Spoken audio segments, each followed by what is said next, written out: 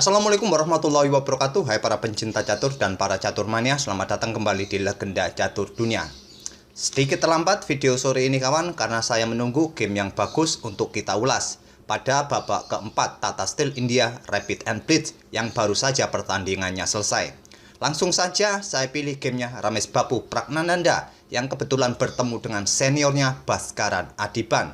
Langsung kita ke atas papan. Di sini Pragnananda pegang putih kawan, mengawali permainan dengan pion D4 dibalas dengan kuda F6, pion C4, pion G6, kuda C3, dan pion D5. Hitam atau Adiban bermain dengan permainan Grand Field Defense. Pragnananda memilih variasi pertukaran, pion C pukul pion D5 dipukul balik oleh kuda. Selanjutnya pion E4, kuda pukul kuda dipukul balik oleh pion B, dan gajah hitam G7. Persiapan untuk melakukan rokade pendek diikuti nanti biasanya dengan pion C5. Di video-video sebelumnya saya sering membahas permainan Grand Field Defense kawan, jadi saya tidak akan terlalu mengulangi lagi langkah-langkah di awal ini. Di sini Ramesh Babu Pragnananda melanjutkan pengembangan kuda F3. Sekarang pion C5 dibalas dengan langkah pion H3. Gajah bergerak ke peta E3, nanti diikuti dengan beteng bergeser ke C1, juga sangat sering dimainkan oleh putih. Pragnananda memainkan pion H3, tujuannya jelas untuk mengontrol peta G4 agar gajah tidak bisa mengepin kuda, dan hitam memilih rokade. Selanjutnya adalah gajah E3 memperkuat posisi pion pusat. Di sini pion B6 berencana Viajento gajah di diagonal terang panjang ini. Pragnananda melanjutkan menggeser beteng C1. Sekarang pion E6 dibalas dengan pion H4. Dengan memainkan pion E6 ini kawan, berarti diagonal ini sudah tertutup bagi gajah hitam. Kemungkinan gajah akan ditempatkan di diagonal panjang ini atau beradu dengan gajah putih nanti di peta A6. Ini tadi dimanfaatkan oleh Ramesh Babu Pragnananda untuk mendorong pion H-nya untuk membongkar struktur pion hitam ini kawan. Di sini hitam melanjutkan rencananya dengan gajah B7 mengincar pion E4. Ramesh Babu Pragnananda membiarkan pionnya mendorong pion H5. Dan pengorbanan pion ini diterima oleh hitam. Gajah pukul pion, selanjutnya kuda ke G5 berbalik mengancam gajah. Di sini hitam melanjutkan pion C pukul pion D4. Langkah terbaik adalah menarik mundur gajah ke peta D5. Tapi Bhaskaran Adiban memilihkan pion C pukul pion D4 dipukul balik oleh pion C. Ini memberi kesempatan bagi beteng putih untuk menguasai lajur C yang sudah terbuka penuh ini. Dan barulah sekarang gajah ditarik mundur ke D5, sebuah langkah yang terlambat. Ramesh Babu Pragnananda melanjutkan dengan pion H pukul pion G6. Sama-sama membuat langkah yang kurang akurat. Maklum kawan, dalam permainan rapid seringkali kita dapati bahkan kita sendiri sering membuat langkah-langkah yang tidak akurat, bahkan blunder. Pada posisi ini tadi kawan, langkah kuda pukul pion H7 merupakan langkah pilihan terbaik bagi putih. Jika dipukul oleh Raja Hitam, maka pion H pukul pion G6 dengan double skak.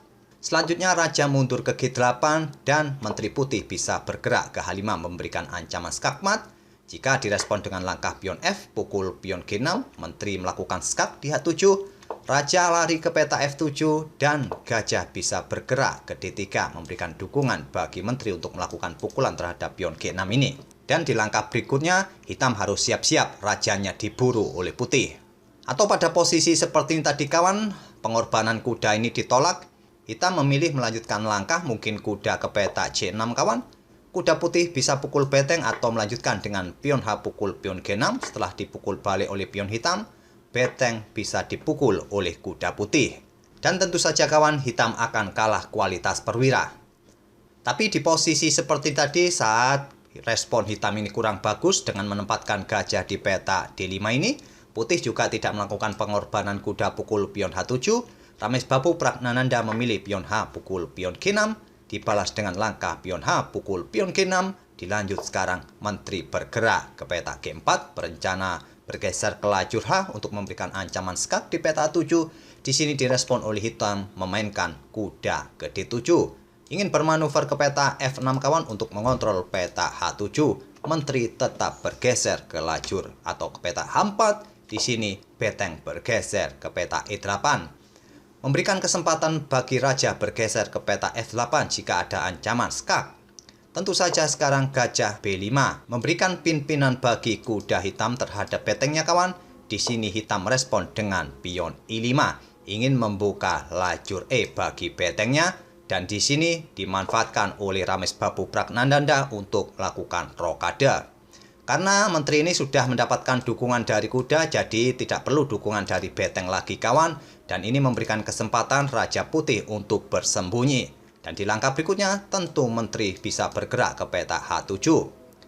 Hitam melanjutkan dengan pion E pukul pion D4, dibalas dengan gajah bergerak ke F4. Dilanjut dengan pion A6, kembali membuat langkah kesalahan dimanfaatkan oleh putih melakukan skak di peta H7. Raja bergeser ke F8, sekarang gajah ke D6 skak, ditutup oleh beteng. Satu-satunya jalan kawan, jika ingin menutupnya dengan menteri silakan saja. Di sini putih melanjutkan dengan gajah pukul kuda D7. Ini dilakukan putih untuk menyederhanakan perwira di atas papan kawan, agar kuda juga tidak mengontrol peta H7 yang bisa mengancam menteri. Di sini dipukul balik oleh menteri hitam. Selanjutnya adalah menteri bergerak ke H2 berkoneksi dengan gajahnya, dan selanjutnya adalah beteng siap meluncur ke peta C7. Di sini respon hitam adalah menggeser beteng ke lajur E, dan tentu saja beteng bergerak ke C7 mengancam menteri. Di sini langkah terbaik adalah menteri pukul beteng, tapi hitam lebih memilih menjaga menterinya ke peta D8. Dan selanjutnya adalah beteng pukul beteng, dipukul balik oleh beteng hitam.